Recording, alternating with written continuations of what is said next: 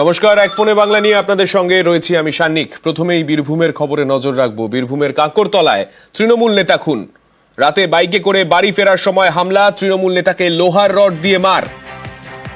আগুন ধরিয়ে দেয়া হয় তৃণমূল নেতার বাইকেও। নিহত স্থানীয় তৃণমূল নেতা শেখ নিয়ামুল। যে খবরে আমরা নজর রেখেছি, বীরভূমে তৃণমূল নেতা খুন।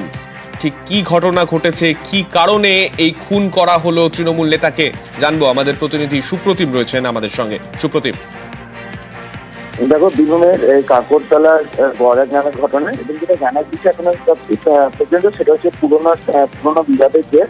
এবং এই ঘটনা যেটা কিন্তু সেখানকার স্থানীয় যে তৃণমূল নেতা রয়েছে শেখ নিয়ামুল, সে যখন গতকাল রাত্রে বাসস্ট্যান্ড থেকে বাড়ি ফিরছিল, সেই সময় অপরাধ গোষ্ঠী, যার নাম হচ্ছে কালো গোষ্ঠী, তারা কিন্তু তাকে ঘিরে ধরে মারধর করে, রড দিয়ে মারধর করে এবং তার কোমরে পাথরও ফেলে দেওয়া হয় বলে অভিযোগ। এবং তাকে তড়িঘড়ি শিলিগুড়ি সুপার স্পেশালিটি হাসপাতালে নিয়ে আসা হয়। এবং গতকাল গভীর রাতে সেখান থেকে যখন তাকে শিলিগুড়ি থেকে যখন দুর্গাপুর নিয়ে যাওয়া হয়েছিল, রাস্তাতেই তার মৃত্যু হয়। এবং এই ঘটনায় কিন্তু তৃণমূলের গোষ্ঠীদ্বন্দ্বের ব্যাপারটি সামনে আসছে। এবং এই ঘটনার জন্য কিন্তু পুলিশ সারা রাত ধরে তল্লাশি চালিয়ে কাকরতলা থানা এলাকাতে তাদের অভিযোগ। তবে এই ঘটনায় তোমাকে বলে রাখি যে স্থানীয় এবং তার যে আত্মীয় রয়েছে, যে মৃত শেখ নিয়ামল, তার যে আত্মীয় পেনিয়াইজি, সে হচ্ছে সেখানকার স্থানীয় পঞ্চায়েত সমিতির সদস্য।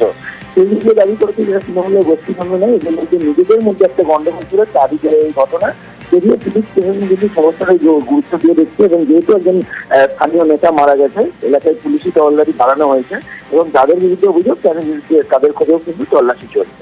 বেশ, ধন্যবাদ। তখন আমার ভাই মোটরসাইকেলে যখন বাড়ি আসছিল তখন একে অ্যাটাক করে এই ব্যাপার লাইনে, তারপরে কিছু মানুষ আমাদেরকে খবর দেয় যে এই ব্যাপার লাইনে ওদের দৌড়ে, কালোদের দৌড়ে মেরে ফেলেছিল। ওদের সঙ্গে একটা দুশ্মনের ব্যাপার আছে, হিংসা।